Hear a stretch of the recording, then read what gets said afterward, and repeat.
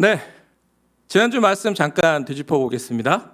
안디옥 교회 성도들은 바나바와 바울에게 말씀을 배우며 바른 믿음을 가질 수 있게 되었습니다. 그리고 주변 사람들과 다르게 살아가는 안디옥 교회 성도들은 비로소 그리스도인이라고 불리게 되었죠. 그리고 더욱 많은 사람들이 복음을 믿고 안디옥 교회에 함께 모여서 예수님 안에서 한 가족이 되었습니다. 그런데 어느 날 안디옥 교회 지도자들이 함께 모여 기도하며 예배드리고 있을 때 성령님이 그들에게 말씀하셨습니다. 내가 맡기를 일을 위하여 바나바와 바울을 따로 세우라. 하나님이 바울을 선택하신 이유가 뭐였죠? 사도행전 9장 15절에 이렇게 말씀하셨죠. 이 사람은 내 이름을 이방인과 임금들과 이스라엘 자손들에게 전하기 위하여 택한 나의 그릇이라. 바울을 복음을 전할 그릇으로 선택을 하셨었죠. 하나님은 바나바와 바울이 안디옥 교회를 떠나서 이방인들을 위해 복음을 전하는 사역을 본격적으로 하길 원하신 겁니다. 사실 교회 공동체에서 이런 일은 종종 생기죠. 열심히 사역하고 사랑으로 막 섬겨서 부서가, 교회가 성장을 하고 이제 좀 익숙해지고 그리고 서로 사랑하는 돌보는 그런 공동체가 된 것 같은데 꼭 이때 하나님께서는 새로운 곳으로 가라는 마음을 주십니다. 저도 이런 경험이 있습니다만 참 발걸음이 쉽게 잘 안 떨어지죠. 하지만 안디옥 교회 지도자들은 성령님의 말씀을 따르기 위하여서 금식하며 기도했고 말씀에 순종하여 바나바와 바울을 축복하며 보내주었습니다. 바나바와 바울은 이제 안디옥을 떠나 2년간의 복음을 전하는 여행을 시작하게 된 거죠. 보통 이때를 바울의 1차 선교 여행이라고 부릅니다. 그럼 지금부터 바나바와 바울의 여정을 함께 잠깐 살펴보도록 하겠습니다. 그들은 먼저 구브로, 현재 지중해의 키프로스라는 섬에 먼저 갔습니다. 이때 마가복음의 저자인 마가가 함께 했고요. 구레네의 바보라는 지역에 도착해서 그곳의 총독이었던 서기오 바울에게 복음을 전했고, 그가 복음을 듣자 서기오 바울은 예수님을 믿게 되었습니다. 그 후 바보에서 배를 타고 밤빌리아의 버가로 이동하는데요. 이 지역은 다 지금 현재 터키 지역입니다. 이때 마가가 예루살렘으로 돌아가 버립니다. 그래서 이때 마가가 돌아가 버린 일이 나중에 바나바와 바울이 이제 선교를 하면서 갈라서게 된 결정적인 이유가 됩니다. 그리고 바나바와 바울은 내륙에 있는 비시디아 안디옥이라는 지역으로 갔습니다. 이곳에서 유대인의 회당에서 예수님을 전했고요. 또 많은 이방인들에게도 복음을 전했습니다. 그 결과 많은 사람들이 복음을 듣고 예수님을 믿게 되었다고 합니다. 하지만 복음을 받아들이지 않는 유대인들도 있었습니다. 그들은 비시디아 안디옥의 유력자들을 선동해서 바울과 바나바를 박해하고 쫓아냅니다. 그럼에도 불구하고 두 사람은 끝까지 복음을 전한 후 그곳을 떠났습니다. 그 후 터키 중심부인 이고니온으로 이동합니다. 이 지역은 현재 터키의 코니아 지역인데요. 나들모 온라인 처치와 관계된 선교사님 부부가 현재 사역을 하시는 지역이기도 합니다. 이곳에서도 바나바와 바울은 회당에서 복음을 전하고 많은 유대인들과 헬라인들이 예수님을 믿게 됩니다. 하지만 이 지역에서도 일부 유대인들이 바나바와 바울을 돌로 쳐 죽이려고 합니다. 그래서 바나바와 바울은 박해를 피해 이고니온 근처의 루스드라라는 지역에서 복음을 전했습니다. 그곳엔 태어나면서부터 걷지 못하는 사람이 있었는데 그가 복음을 듣고 예수님을 믿자 일어나 걷게 되었다고 합니다. 하지만 예수님을 싫어하고 바나바와 바울이 전하는 복음을 싫어하는 유대인들이 비시디아 안디옥과 이고니온에서부터 쫓아와서 두 사람에게 돌을 던지고 도시 밖으로 끌어냈습니다. 하지만 바나바와 바울은 죽음의 위협 속에서도 굴하지 않고 바로 더베라는 곳으로 가서 또 수많은 사람들에게 복음을 전하고 제자를 만들었습니다. 그리고 루스드라와 이고니온 안디옥 그리고 버가 등을 다시 가서 이전에 제자 삼은 이들이 굳은 믿음 안에 거하도록 권면하고 그리고 또 관리를 위해서 장로를 세우고 그 후에 복음을 전하는 여정을 2년 만에 마치고 다시 안디옥 교회로 돌아왔습니다. 그리고 안디옥 성도들에게 하나님이 자신들을 통해 복음을 전하고 능력을 행하신 놀라운 일들을 이야기해 주었습니다. 안디옥 교회 성도들은 두 사람의 이야기를 듣고 기뻐하면서 하나님께 영광을 돌렸습니다. 네, 오늘 함께 살펴본 사도행전 13장과 14장의 이 사건은 교회사에 있어서 본격적인 선교 사역이 시작되었음을 말하고 있습니다. 네, 이 선교 사역의 시작이 중요한 이유는요, 바나바와 바울의 첫 번째 선교 여행을 통해서 많은 사람에게 복음이 전해졌고, 그리고 그 복음은 또 다른 사람, 또 다른 지역으로 퍼져나갔습니다. 그리고 그렇게 전해진 복음은 결국 여러 나라에 세워진 제자와 그리고 교회들을 통해서 온 세상에 전해졌고, 그리고 지구 반대편 이 한반도에도 복음이 전해졌습니다.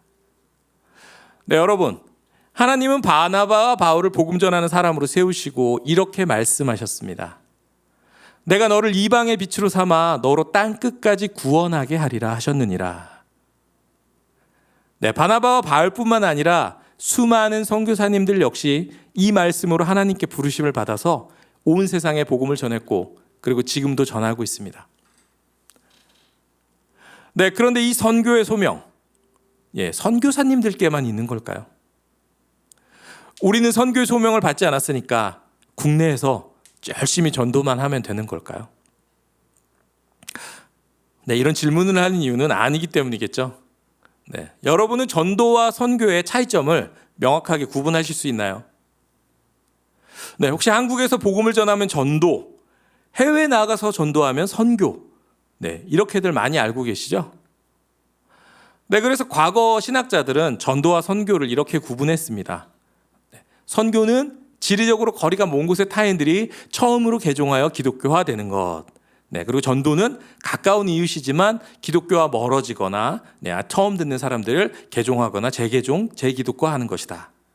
네, 또는 선교는 비기독교적 환경에서 이루어지는 것을 가리키고, 전도는 교회를 떠났거나 후기 기독교 환경에 살고 있는 사람들에게 대한 것이다. 네, 이렇게 학자들은 구분을 했습니다. 네, 하지만 요즘 신학자나 목회자분들은 전도와 선교는 구분되기 어렵기에 복음화로 통칭해서 부르자, 네, 이렇게 얘기하시는 분들도 계십니다.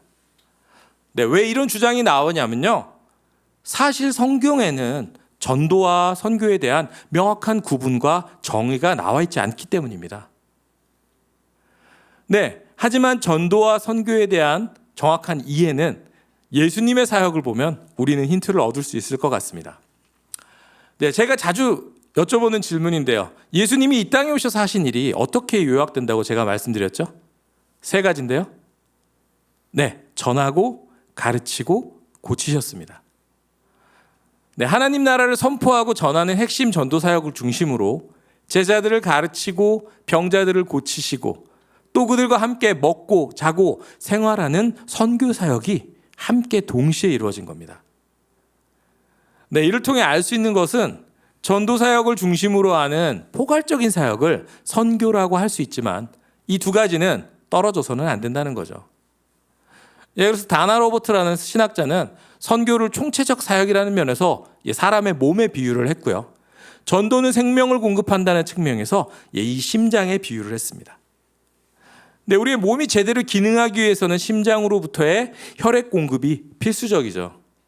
네, 그렇다고 해서 우리 심장이 몸 없이 존재할 수 있는 것은 아니겠죠. 네, 따라서 하나님 나라의 확장을 위한 포괄적인 사역을 선교로 이해하고, 그 포괄적인 사역의 중심 요소로서 복음 선포를 전도로 이해하는 것이 우리는 좋을 것 같습니다. 네, 이 관점에서 살펴보자면, 내가 너를 이방의 빛으로 삼아 너로 땅끝까지 구원하게 하리라 하셨느니라. 네, 이 말씀은 하나님이 오늘 우리에게도 주신 말씀입니다. 하나님은 하나님의 백성을 통해 아직까지 복음을 듣지 못한 많은 사람들에게 복음이 전해지기를 원하시고 계십니다. 네, 그리고 그 일은 국내와 해외, 그리고 전도와 선교, 그리고 평신도와 선교사, 네, 이렇게 나눠서 구분할 일이 아닙니다. 네, 우리 중 누군가는 멀리 다른 나라에 직접 나가서 복음을 전하는 선교사가 될 수도 있습니다. 네, 하지만 그렇지 않더라도 우리는 모두 선교를 위해 하나님께 쓰임받는 사람이 될 수 있습니다. 네, 물론 선교단체를 통해 훈련을 받고 방학이나 휴가 기간에 해외로 단기 선교를 갈 수도 있습니다. 저도 그렇게 여러 번 나가봤는데요. 네, 하지만 지금의 상황은 우리가 코로나 때문에 해외로 가기가 참 어려운 상황이죠. 자, 그렇다면 우리는 이 코로나 시대에 어떻게 선교를 해야 할까요? 더 이상 선교를 할 수 있는 방법은 없는 것일까요? 네, 아닙니다. 당장 지금부터 선교를 위해 우리가 할 수 있는 일들이 분명히 있습니다. 네, 첫 번째로 복음을 듣지 못한 많은 사람들과 그리고 선교사님들을 위해 기도하는 것입니다. 네, 대부분의 선교사님들은 선교지를 위한 중보기도를 중보기도 부탁을 선교지 소식지를 통해서 늘 하고 계시죠. 네, 개인 기도 시간에 선교지를 위해서 함께 중보기도로 선교에 함께 해주십시오. 네, 그리고 두 번째, 금액의 크고 작음을 떠나서 정기적으로 그리고 비정기적으로 선교사님들을 후원하는 것입니다.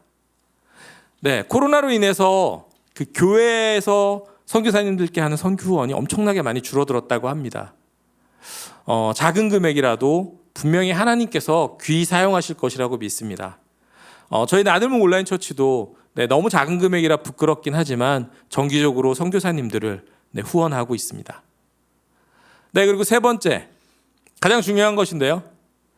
바로 우리가 생활 속에서 복음을 전하는 일, 그리고 전하기 위해서 하는 모든 일 역시 선교임을 깨닫고 여러분의 맡기신 자리에서 여러분이 선교사로서의 소명을 다해 살아가는 것입니다. 네, 만약 여러분이 각자의 자리에서 이 소명을 기억하고 살아가신다면 아마도 여러분의 생각과 행동은 전과 많이 달라질 겁니다. 네, 여러분이 매일 만나는 남편, 아내, 아들, 딸, 아빠, 엄마, 친구, 그리고 이웃과 동료, 낯선 사람을 볼 때 그분들이 주님께서 내게 맡기신 선교의 대상이라는 생각으로 바라본다면, 내가 그들과 생활하는 모든 것이 주님을 위해 하는 선교 사역이라고 생각한다면, 익숙하고 막 함부로 대하던 여러분의 일상은 전과는 많이 달라질 것입니다. 여러분은 하나님께서 여러분의 가정의 복음화를 위해 세우신 선교사입니다. 네, 여러분은 하나님께서 여러분의 학교의 복음화를 위해서 세우신 선교사입니다. 네, 여러분은 하나님께서 여러분의 일터의 복음화를 위해서 세우신 선교사입니다.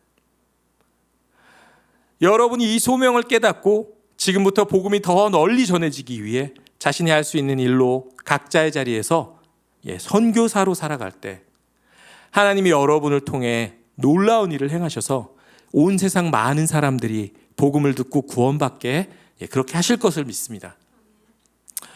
네, 그렇게 주님의 선교사로 살아가는 저와 여러분이 되기를 우리 예수님의 이름으로 축복합니다.